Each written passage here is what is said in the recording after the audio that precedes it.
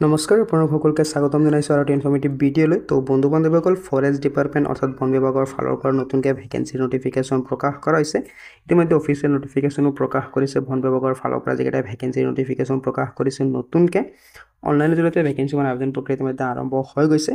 তো আপোনালোকক এইটো ভিডিঅ'ৰ যোগেদি ভেকেঞ্চিসমূহৰ সম্পূৰ্ণ তথ্যখিনি জনাই দিম যে কি পোষ্টৰ ভেকেঞ্চি আছে, কিমান পোষ্টৰ ভেকেঞ্চি আছে, ভেকেঞ্চিসমূহত এপ্লাই কৰিবলৈ হ'লে আপোনালোকৰ শিক্ষাগত অৰ্হতা কি লাগিব, আপোনালোকৰ এলিজিবিলিটি ক্ৰাইটেৰিয়া কি থাকিব, সম্পূৰ্ণ তথ্য আপোনালোকক এইটো ভিডিঅ'ৰ যোগেদি জনাই দিম। যদি আপোনালোকৰ অৰ্হতা আপোনালোকে ভেকেঞ্চিসমূহত এপ্লাই কৰিব পাৰিব, গতিকে আপোনালোকে ভিডিঅ'টো প্ৰথমৰ পৰা শেষলৈকে চাই থাকিব, অলপ স্কিপ নকৰাকৈ।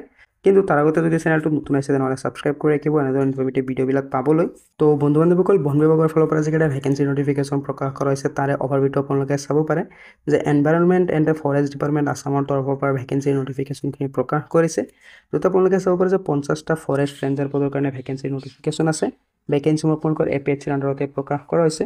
ফৰেষ্ট ৰেঞ্জাৰ পদৰ কাৰণে ভেকেঞ্চি নটিফিকেশ্যনখিনি প্ৰকাশ কৰিছে। আপোনালোকে চাব পাৰে যে 50টা পদৰ ভেকেঞ্চি আছে। কেটেগৰী আছে, আপোনালোকে নাম্বাৰ অফ ভেকেঞ্চিটো চাব পাৰে যে আনৰিজাৰ্ভৰ কাৰণে আছে 44টা পদৰ ভেকেঞ্চি। OBC কেণ্ডিডেটৰ কাৰণে কোনো ধৰণৰ ভেকেঞ্চি নাই। SCৰ কাৰণে আছে 2টা পদৰ ভেকেঞ্চি। ST প্লেনাৰৰ কাৰণে আছে 2টা পদৰ ভেকেঞ্চি। ST হিলছৰ কাৰণে আছে 2টা পদৰ ভেকেঞ্চি। ডিপাৰ্টমেণ্টৰ নামটো আপোনালোকে চাব পাৰে যে এনভাইৰনমেণ্ট এণ্ড ফৰেষ্ট ডিপাৰ্টমেণ্ট আছামৰ তৰফৰ পৰা ভেকেঞ্চিখিনি আহিছে। ভেকেঞ্চিসমূহৰ চেলাৰীটো আপোনালোকে চাব পাৰে যে 22,000 টকাৰ পৰা আপোনালোকক 97,000 টকালৈকে দিয়া হ'ব পাৰ মান্থ হিচাপে। লগতে আপোনালোকৰ গ্ৰেড পে থাকিব 10,300 টকালৈকে। তো যদি আপোনালোকে ইণ্টাৰেষ্টেড হয়, যদি আপোনালোকৰ অৰ্হতা আপোনালোকে ভেকেঞ্চিসমূহত এপ্লাই কৰিব পাৰিব। তো আপোনালোকে চাব পাৰে যে ইণ্ডিয়াৰ চিটিজেন হ'ব লাগিব, অসমৰ স্থায়ী বাসিন্দা হ'ব লাগিব, আপোনালোকৰ PRCখন লাগিব, এমপ্লয়মেণ্ট এক্সচেঞ্জ ৰেজিষ্ট্ৰেশ্যন কাৰ্ডখন আপোনালোকৰ লাগিব ভেকেঞ্চিসমূহত এপ্লাই কৰিবলৈ হ'লে। এজ লিমিটটো আপোনালোকে চাব পাৰে যে 21 বছৰ বয়সৰ পৰা 38 বছৰ বয়সৰ সকলো প্ৰাৰ্থীয়ে ভেকেঞ্চিসমূহত এলিজিবল হয়। মিনিমাম এজ লিমিট থাকিব 21 বছৰ, মেক্সিমাম এজ লিমিট থাকিব আপোনালোকৰ কাৰণে 38 বছৰ।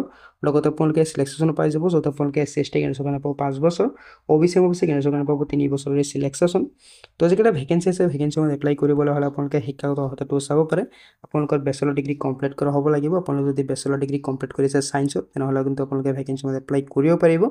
ইয়াৰ উপৰি আপোনালোকে চাব পাৰে যদি আপোনালোকে বেচেলৰ ডিগ্ৰী কমপ্লিট কৰিছে এগ্ৰিকালচাৰত, বোটানীত নাইবা কেমেষ্ট্ৰিত, engineering in agriculture, chemical, civil, computer, electronics বা আপোনালোকে যদি এনভাইৰনমেণ্টেল চায়েন্সত BSc কমপ্লিট কৰিছে তেনেহ'লে কিন্তু আপোনালোকে ভেকেঞ্চিসমূহত এপ্লাই কৰিব পাৰিব। তো আপোনালোকে চাব পাৰে যে এইকেইটা ছাবজেক্টত যদি আপোনালোকে BSc ডিগ্ৰী কমপ্লিট কৰিছে তেনেহ'লে কিন্তু আপোনালোকে ভেকেঞ্চিসমূহৰ কাৰণে এলিজিবল হয়, আপোনালোকে ভেকেঞ্চিসমূহত এপ্লাই কৰিব পাৰিব। তো ফিজিকেল ষ্টেণ্ডাৰ্ড ৰিকুৱাৰমেণ্ট আপোনালোকে চাব পাৰে যে আপোনালোকৰ যিটো নেকি ফৰেষ্ট ৰেঞ্জাৰ পদৰ ভেকেঞ্চি আছে তাতে আপোনালোকে চাব পাৰে হাইটটো আপোনালোকে চাব পাৰে যে কেটেগৰী ৱাইজ আপোনালোকে হাইটটো মেল ফিমেলৰ কাৰণে হাইটটো আপোনালোকে চাব পাৰে। চেষ্ট আপোনালোকে চাব পাৰে যে মেলৰ কাৰণে কিমান আপোনালোকৰ চেষ্ট থাকিব লাগিব, অৰ্থাৎ বুকুখন আপোনালোকৰ কিমান হ'ব লাগিব। তো এপ্লিকেশ্যন ফিজটো আপোনালোকে চাব পাৰে যে জেনেৰেল কেণ্ডিডেটে 298 টকা ফিজ দিব লাগিব, OBC কেণ্ডিডেটে 197 টকা 20 পইচা ফিজ দিব লাগিব, SC/ST BPL কেণ্ডিডেটে 47 টকা 20 পইচা আপোনালোকে এপ্লিকেশ্যন ফিজ দিব লাগিব। তো যদি আপোনালোকে ইণ্টাৰেষ্টত এপ্লাই কৰিব পাৰে, অফিচিয়েলত যদি আপোনালোকে এপ্লাই কৰিব লাগিব, APHC যিটো নেকি অফিচিয়েল ৱেবছাইট আছে তাতে গৈ আপোনালোকে ভেকেঞ্চিৰ কাৰণে এপ্লাই কৰিব লাগিব। তো সম্পূৰ্ণ লিষ্টখিনি আপোনালোকে ভিডিঅ'ৰ স্ক্ৰীণত গৈ পাই যাব, লগতে অফিচিয়েল নটিফিকেশ্যনটোও পাই যাব। তাৰ পৰা চাই আপোনালোকে ভেকেঞ্চিসমূহত এপ্লাই কৰিব পাৰিব। ভেকেঞ্চিসমূহত এপ্লাই প্ৰক্ৰিয়াটো আপোনালোকে চাব পাৰে যে 21 জুনৰ পৰা আৰম্ভ হৈ যাব। এপ্লাই কৰাৰ অন্তিম তাৰিখ আপোনালোকে চাব পাৰে যে 20 জুলাই।